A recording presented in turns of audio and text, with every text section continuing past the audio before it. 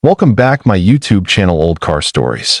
Today, we take you on a journey back in time to explore one of the most iconic vehicles in automotive history. This car, 2002 Ford Thunderbird, made a bold return to the American roads after a 5-year hiatus. This wasn't just another car revival. It was a deliberate nod to the past, a rolling tribute to the Thunderbird's roots in the 1950s. The 11th generation Thunderbird was something unique. It didn't try to be a modern muscle car or a high-performance sports machine. Instead, it embraced the idea of being a stylish, two-seater cruiser, designed for people who appreciated retro elegance with a touch of modern engineering. The 2002 Thunderbird drew direct inspiration from the original 1955 to 1957 models. You could see it instantly in its proportions and detailing. The long hood, short deck, round headlights, and egg crate grille were all modern reinterpretations of classic Thunderbird design cues.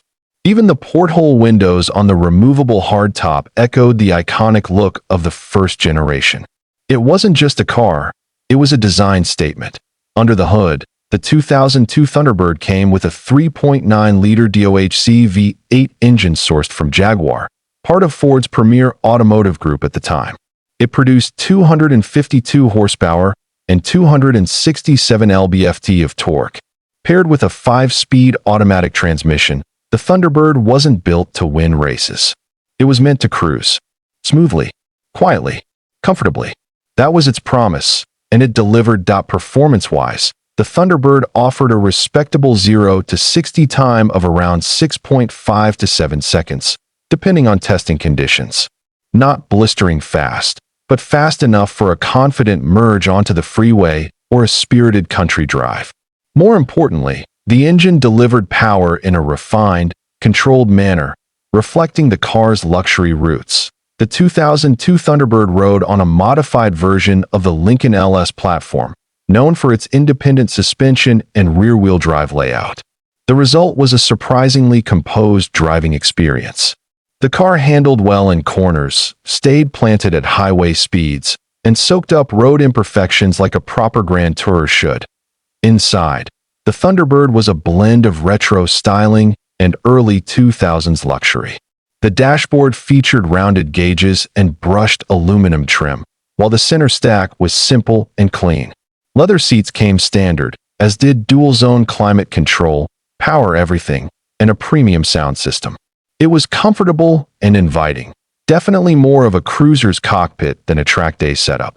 Ford offered the Thunderbird in a variety of vibrant colors in 2002, with names like Thunderbird Blue, Inspiration Yellow, and Torch Red. Buyers could choose between a soft top, a removable hardtop, or both. With the hardtop attached, it looked like a classic coupe.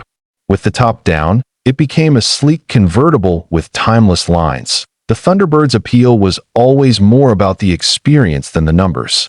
It was about how it made you feel when you stepped inside, fired it up, and hit the open road. It brought back memories for those who had owned the original Thunderbirds, while also introducing a new generation to the elegance of American Grand Touring. One of the most interesting aspects of the 2002 Thunderbird was its place in Ford's lineup at the time. The early 2000s were dominated by SUVs, trucks, and sport compacts. The Thunderbird, with its 2 seats and luxury focus, was an outlier. Ford wasn't chasing mass sales with this car. They were making a design statement, and they knew it wouldn't be for everyone. In terms of production, Ford built just under 32,000 units of the Thunderbird for the 2002 model year. That number includes both the base model and the deluxe and premium trim levels. It was assembled in Wixom, Michigan, at the historic Wixom Assembly plant, which had been producing Ford since the 1950s. Though the 2002 Thunderbird received a lot of attention when it launched, winning Motor Trend's Car of the Year award. In fact, it didn't enjoy long-term commercial success. Over its 4-year run, sales gradually declined. Part of it was due to its niche appeal. It wasn't practical for families, and it didn't offer the raw performance some buyers expected at its price point. Yet today, that exclusivity adds to the car's charm. It's relatively rare, especially in good condition, and has become something of a hidden gem among modern classics. Enthusiasts love it for its styling, its smooth ride, and its quiet celebration of automotive history. Driving a 2002 Thunderbird today is a unique experience. It's not just about nostalgia. It's about enjoying a different kind of car, one that values design over aggression, comfort over speed, and individuality over conformity. It's the kind of car that draws looks and starts conversations at gas stations or car meets that in the collector car world. The 2002 Thunderbird occupies an interesting space. It's too new to be considered a true vintage car, but old enough to have gathered a cult following. Prices have remained fairly accessible, making it a popular choice for someone looking to get into classic-style motoring without breaking the bank maintenance-wise. The car is relatively dependable. The Jaguar-derived V8 is smooth and proven, though parts availability and labor costs can vary depending on your location. The good news is, the Thunderbird shares components with other Ford and Lincoln models, which helps keep things manageable for most owners. This car 2002 Ford Thunderbird United States isn't about flashy tech or lap times. It's about emotion. It reminds us of a time when cars had personality, when they were designed with flair and a sense of occasion. That's what keeps this car special. It stands apart from the crowd, not by being louder or faster, but by being truer to its roots. If you've ever had the chance to drive or ride in one, you know the feeling. The long hood stretching out in front of you, the wind in your hair, the low rumble of the V8. There's a kind of peaceful joy that comes with it.